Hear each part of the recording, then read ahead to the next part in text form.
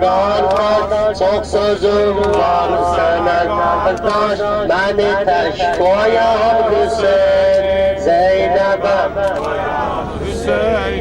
beni teş koyan Hüseyin, Zeynep'e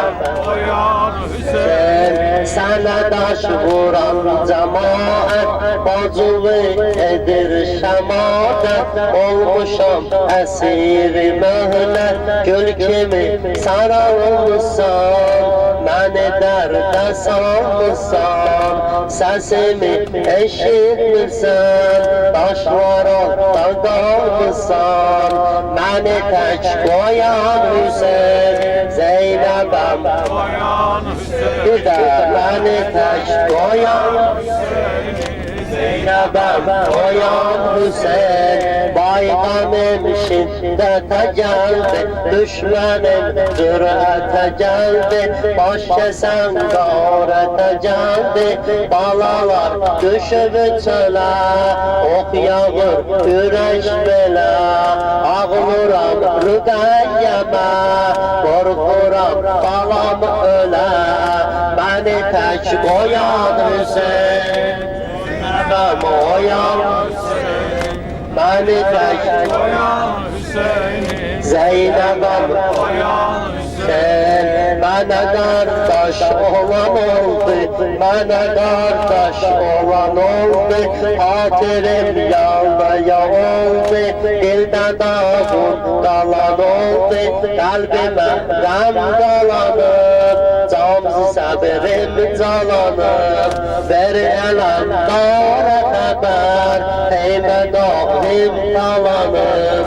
Beni tek koyan Hüseyin, koyan Hüseyin, beni tek koyan Hüseyin, Zeynep'em koyan Hüseyin.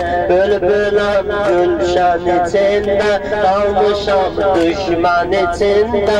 Cemi ehrimen içinde, dildeki şivene bak. Kan töken düşmene bak.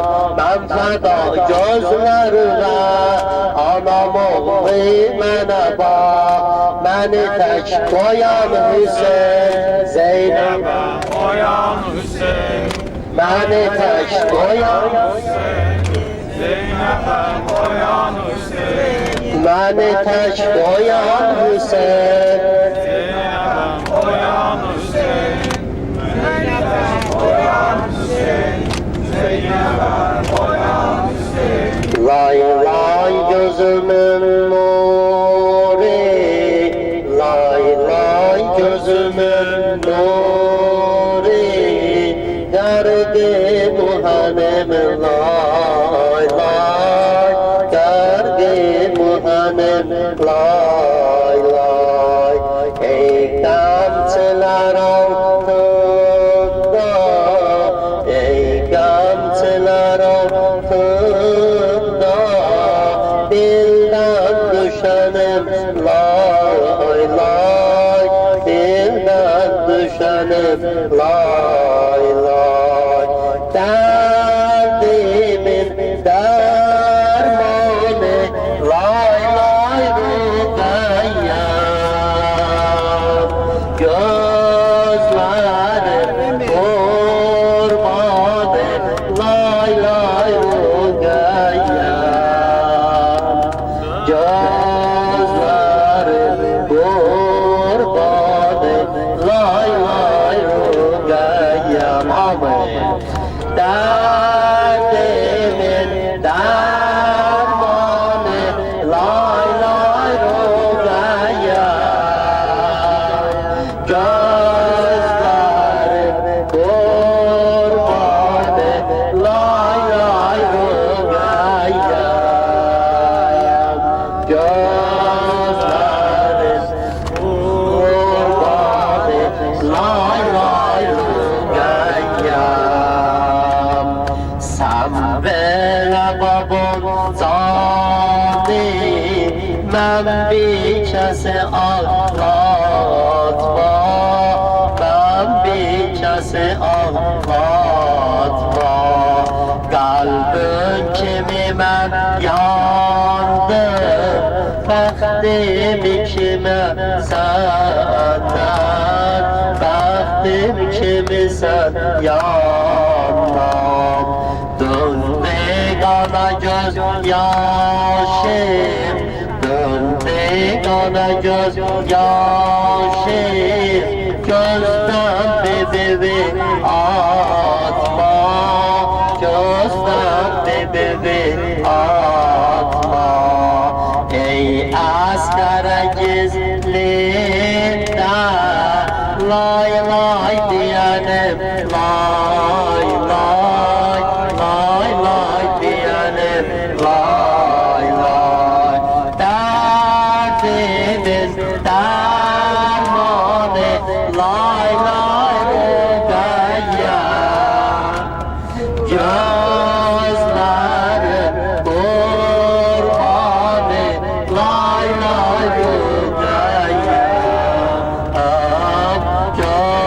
Gözlerim kurbanı, lay lay Rüqeyye. Düşman bu başa hatir, düşman bu başa hatir, yolda sana taş vurdu, yolda sana taş vurdu. Bazısı vurup bakşam, bazısı vurup bakşam, bazısı yavaş vurdu, bazısı yavaş vurdu. Geldin dile ta dilber, geldi sana baş vurdu, geldi sana baş vurdu. Mehman gelen bekle, elden gidenim lay lay, elden gidenim lay lay. Derdimin dermanı, lay lay Rüqeyye. Derdimin dermanı, lay lay Rüqeyye. Gözlerin kurbanı, gözlerin kurbanı, lay lay Rüqeyye. Gözlerin kurbanı, lay lay Rüqeyye. Nis geldi anam canı, nis geldi anam canı, cismin arada kalsın, cismin arada kalsın. Ama gecenin vakti hansı kapını çalsın, hansı kapını çalsın. Kabrim bala kim kalsın, kabrim bala kim kalsın, halat bala kim alsın, halat bala kim alsın. Alsın kara et yağda, yok ah şefedim lay lay, yok ah şefedim lay lay.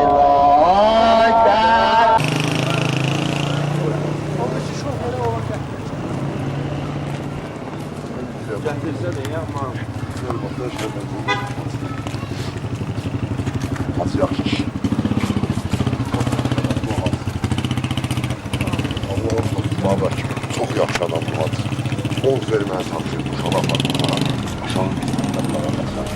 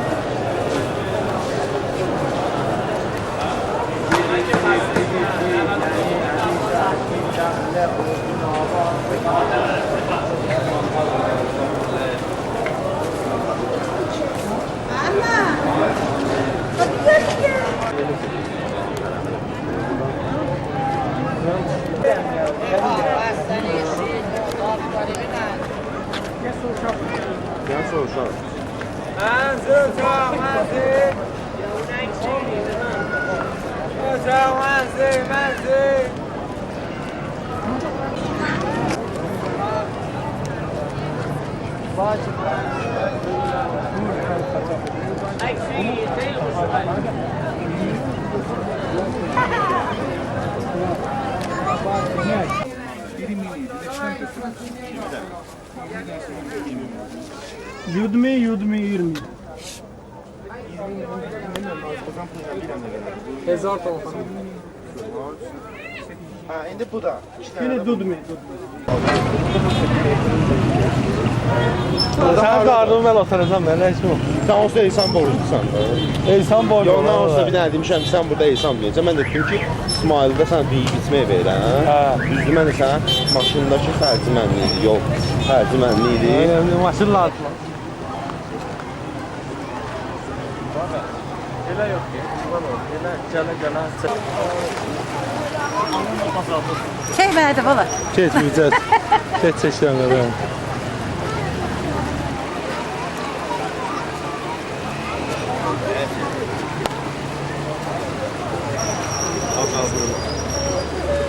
Valla tüt ha.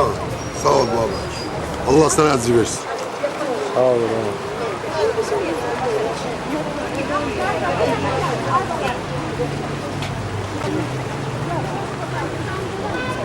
Kanazatça değil mi? Deraya usuyla gider. Kanazatça bir kameri.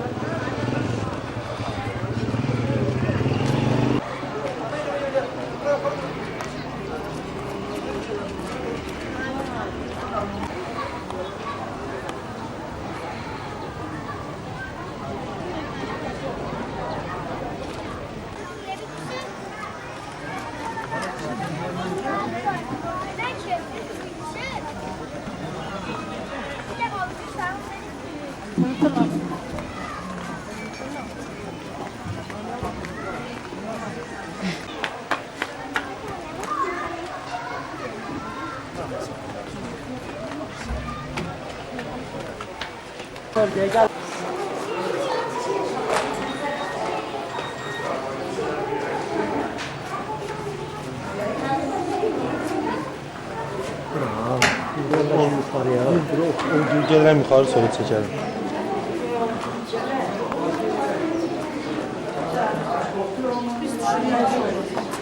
Hamı düşür.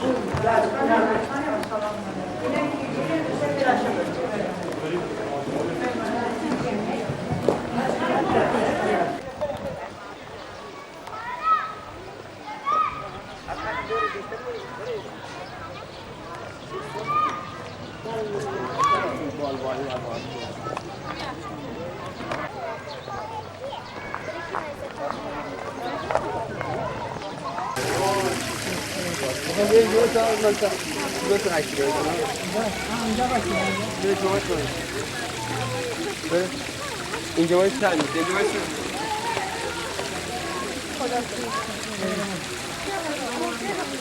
فلاش نه خودش میزنه آقا مهدی بیا فلاش نمیخواد دیگه چراغش روشن شه خودش میزنه نه فلاش نمیخواد میزنه نه نه نه بذار بزنه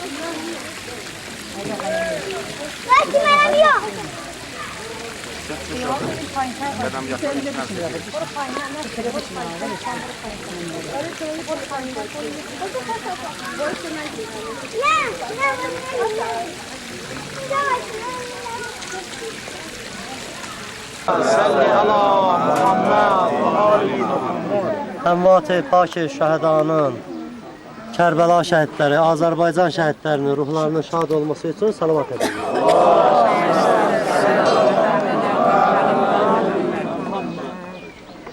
Bura Nişabur şəhəridir. Nişabur şəhəri Məşədin bir saatlığındadır. Qədəmgah deyilən yer ki, İmam Rıza Əleyhisselamın mübarək qədəmlərinin izi qalıb daşın üstündə həmin o yerdir ki, ziyarətgaha çevrilir və o su ki dedim, İmam Rıza Əleyhisselamın bərəkətindən axır. İmam Rıza Əleyhisselamın mübarək ayağı bu şəhərə dəyəndən həmin o su da buradadır. İnşallah namazımızı, günorta namazımızı, indi dəstəmaz alın, burada məscid var, xanımların da yeri var, kişilərin də yeri var. İnşallah günorta namazımızı qılacağıq, 2 rükət, 2 rükət qəsr namazlarımız. Namazımızı qıldıq, günorta namazımızı, ziyarətgah buradadır. Girib ziyarət eləyəcəyik, su götürün, o ağacların altında ki orada xalça sərilmişdi, döşək sərilmişdi. Orada gələrik, əyləşərik, bir tikə çörəyimizi yiyib, çayımızı yiyib inşallah hərəkət eləyəcəyik. İmam öz salamatçılıq olsun. İmam-ı-Zaman ağanın və İmam Rıza Əleyhisselamın ruhunun şad olması üçün salavat ediyik. Allahümme salli ala Muhammed. Başqa bir sual var. Sual var buzdur, nəsə? Ya Allah, hərəkət eləyin. Ya Allah, gəlin.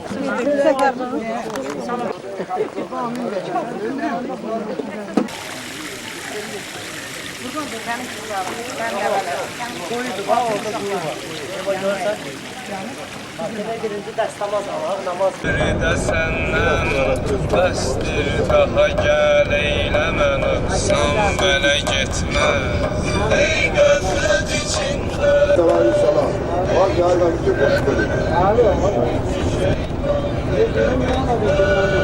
ey həqqi ziyarət eləyən sahibi dövlət. Vardırsa kesin bəndə vərinə sənin əhməd. Sən yaxın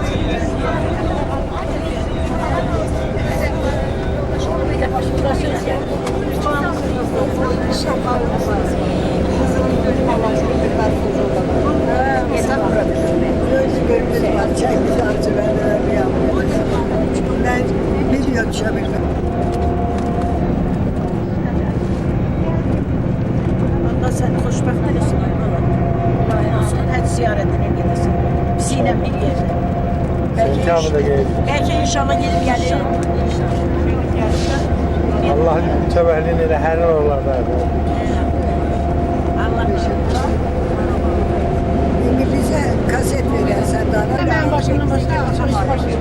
Ben sen açıkçası ben Sağlamışsan, ne olacaq?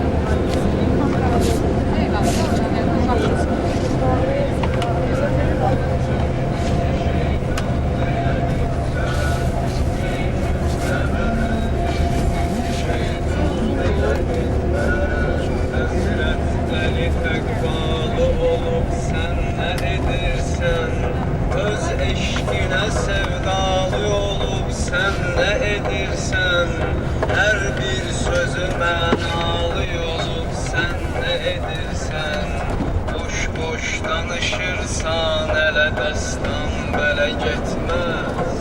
Ey qəflət içində yasan insan belə gitməz. Ey qəflət içində yatan insan belə gitməz. Sağ ol baba. İnşallah Mekke'ye var.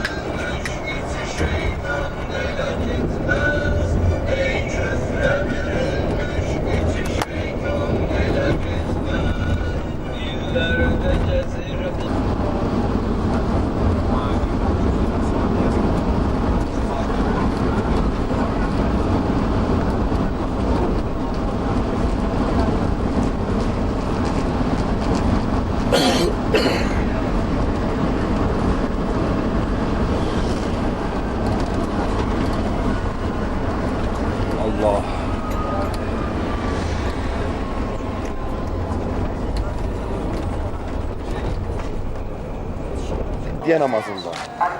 Təşkil etdik, çıxanda bir dənə soruşdu. Səncə cümə qılmayacaq?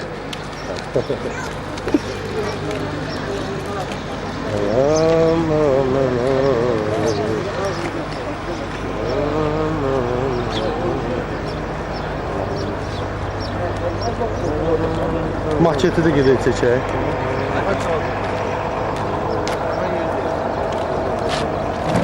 Oradır. Cəmaatı düşəcək də, gələ-gələ cəmaatı çək. Çəkəcəm ya, oradan al.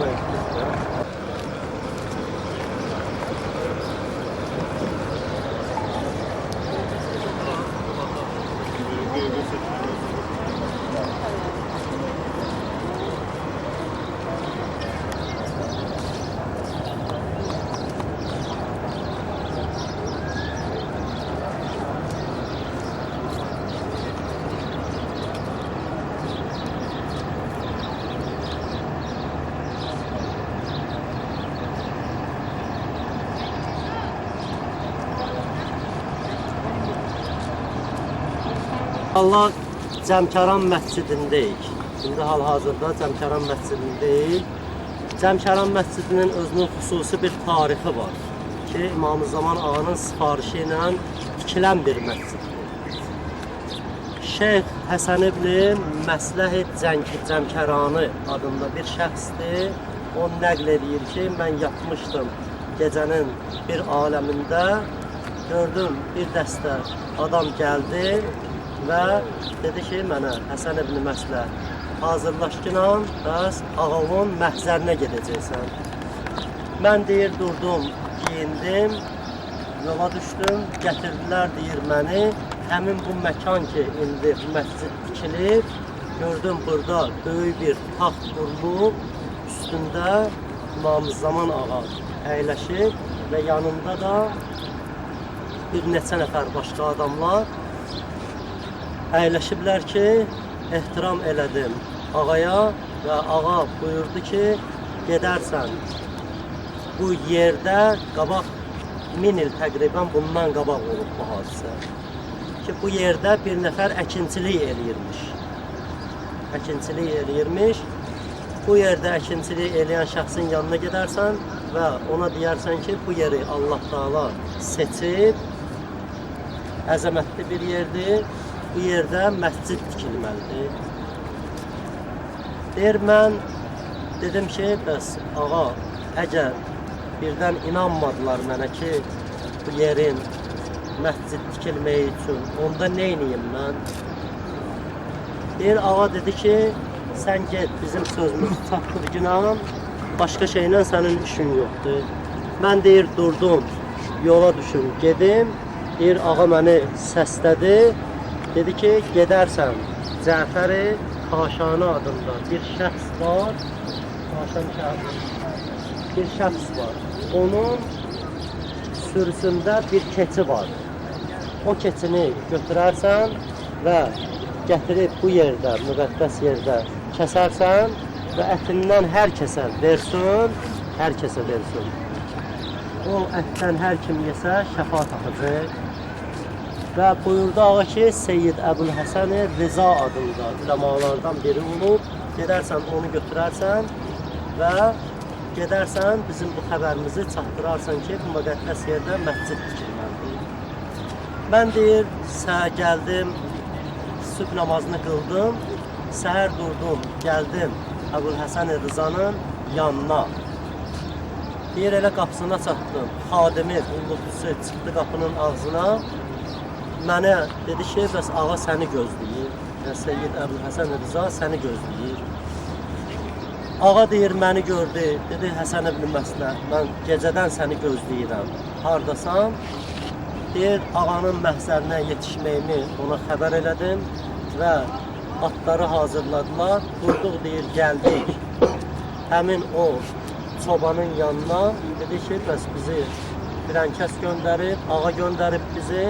Sənin süründə bir dənə keçi var, onun üçün gəlmişik. Biz elə deyir, sürüyə yaxın gələndə gördük sürüdən bir keçi ayrıldı. Ki, əlbəttə əlamətlərin rəngində ağa demişdi ona. Ayrıldıq deyir, gəldi bizim yanımıza, həmin o keçi. Gəldi bizim yanımıza Ondan deyir, bu keçini həmin o çoban and içdi ki, bu günə qədər mənim sürümdə belə bir keçi olmuyor. O keçini deyir, götürdük, gəldik deyir, həmin bu müqəddəs yerdə cəmaata xəbər verəndən sonra müqəddəs yerdə kesildi. Hər xəstə ki deyir, onun ətindən kesib yiyirdi, şəfa tapırdı. Bildilər ki, həqiqətən bu müqəddəs yerin sifarişini ağa verir ki, burada tikilsin, həmin bu məscid burada tikilsin. Ondan sonra həmin o bu məkanda ki, deyir, o zəncirlər ki olmuşdu, dövrəyə alınmışdı deyir, Seyyid Əbülhəsən Rıza deyir, o zəncirlərdən birini deyir, öz qapısının ağzında bağlamışdı. Öz qapısının ağzında. Hər xəstə ki deyir, özünü gəlirdi, o zəncirə sürtürdü, şəfa tapırdı. Seyyid Əbülhəsən Rıza deyir, dünyasını dəyişəndən sonra o zəncirdə yoxa çıxdı. O zəncirdən tapa bilmədilər deyir, haradadır o zəncir, yoxa çıxdı. Ki bu məscidin özünün xüsusi namazını da ağa deyir, başa saldı. O namazları ki, mən deyirəm, 2 rükət məscid namazıdır, 2 rükət təhiyyə namazı, 2 rükət İmam Zaman ağanın namazı deyir, tərtiblə dedi ağa bizə. Biz də o tarixi bu cəmaata çatdırdıq. Bu məscidin əzəməti o qədər yüksəkdir. Yəni gündəlik nə qədər xəstələr, nə qədər hacəti olanlar var ki, istəyirlər, gələrlər burada hacıdır. Bu məsciddən əli boş qayıtmır. Ona görə inşallah indi məscidə daxil olanda o hadisə ki, mən özüm görmüşəm, qoy onu nəql edeyim. Bir dostum var idi mənim. Hepatit C xəstəsi idi. Ki, bir gün mənə dedi ki, Məşədə getmək istəyirəm, ziyarət eləmək istəyirəm. Götürdüm onu, gəldi Qum şəhərində düşəndə mənə dedi ki, bəs dərmanlarım yadımdan çıxır, qalıb evdə. Vəziyyəti də, yəni digəri dəqiqə bir dəqiqə başladı şişməyə. Evdən də biraz narahat yola salmışdılar onu. Narahat gəlmişdi, yəni qaynatası remont edirdi evini. O da o cürlə elə atdı onu, o cürlə çıxdı, gəldi. Ailəsi də biraz deynə yola saldı onu ki, çıxıb gedirsən. Qalardın, o çəkdiyin xərcdə dava dərmanını verərdi ucuzuna.